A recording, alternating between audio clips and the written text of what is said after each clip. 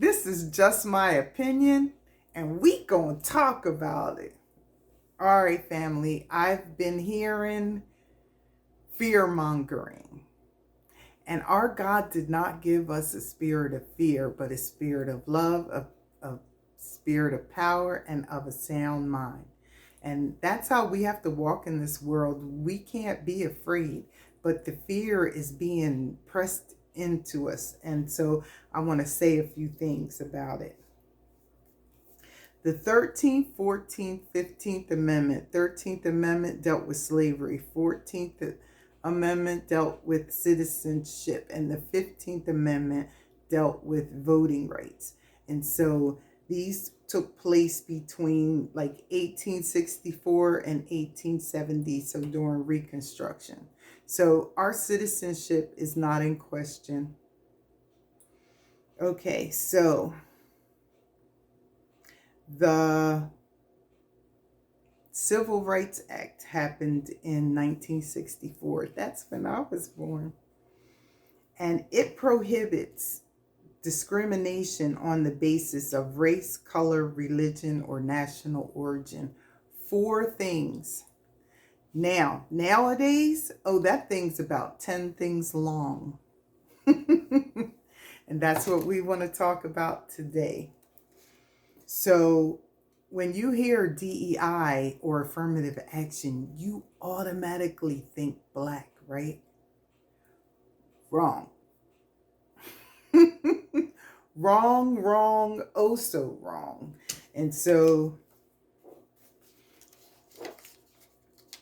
every 4 years when Democrats were in office, we would say, hey, we need this. And they'd say, oh, but these people are, their rights are being they're being discriminated against. They need this right now. And so it just built on top, on top, on top till we were on the bottom of our own rights. Like everybody else was getting the goodies from our rights except us. Okay, so the biggest recipients of affirmative action and DEI are white women. And then comes the minorities, and that goes Latinos first, then Asians, and then Native Americans.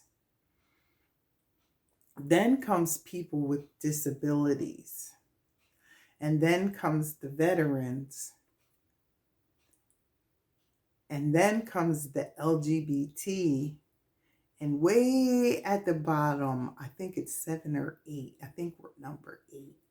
Way at the bottom is Black people. So when you're hearing about these DEI firings, about 4% of those firings are Black. About 4%.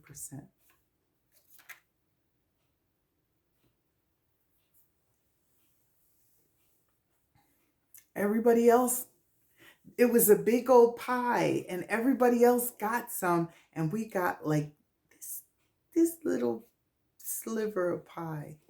So when you see DEI or you see affirmative action, our faces are put on it, but we weren't really much benefiting from it.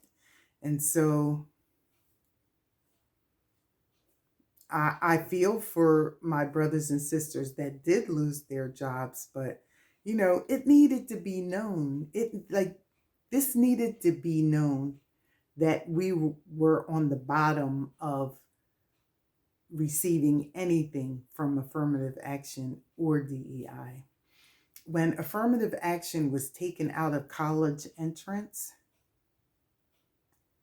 Black numbers stayed the same. Like we thought we'd see a great dip in Black people getting in college.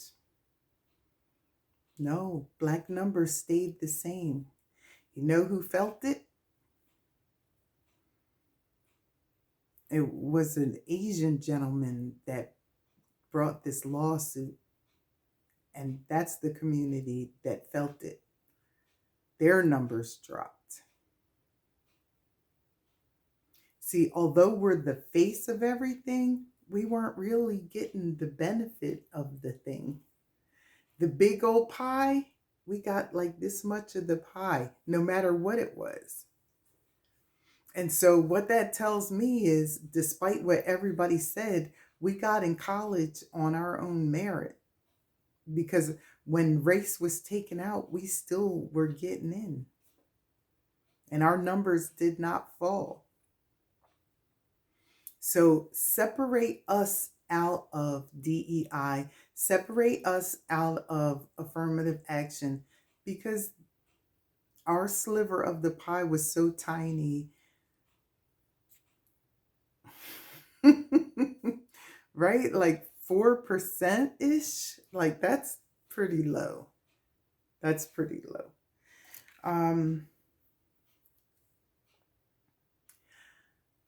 If you ever flown on an airplane, you heard the saying to put the oxygen mask on yourself first before you try to help anybody else. Well, as a community, we didn't do that. We just wanted to help. When we heard other people were being discriminated against, we knew how that felt. And so we didn't want anybody else to feel that. But in doing that, all these people got layered over top. These people that we wanted to help, they got layered over top of us till we were like smushed all the way down at the bottom of our own civil rights. And so at this point, now that it's so blatantly obvious, and if it's not blatantly obvious to you, look at the statistics, go look at the numbers and see for yourself and research for yourself and see just how little we were getting, because we didn't want anybody else to be discriminated against. Family, we have got to take the oxygen mask and put it on ourselves first. I see videos and of women on TikTok with the self-care. It's like we have to take care of ourselves first. Yes. And we have to do the same thing as a community. We have to take care of our community first. Our community needs us. Everybody else can handle their own communities. Our community needs us. And we need to take care of our needs. And we have a lot of them. But if we're not taking care of them, nobody else is going to do it. And so, yes, it's time for self-care. It's time for self-care for us as individuals. And it's time for self-care for us as a community. So let's start thinking of what we can do for our community, what our community needs are, and let's start building our community. Instead of lifting everybody else up, we need to lift ourselves up.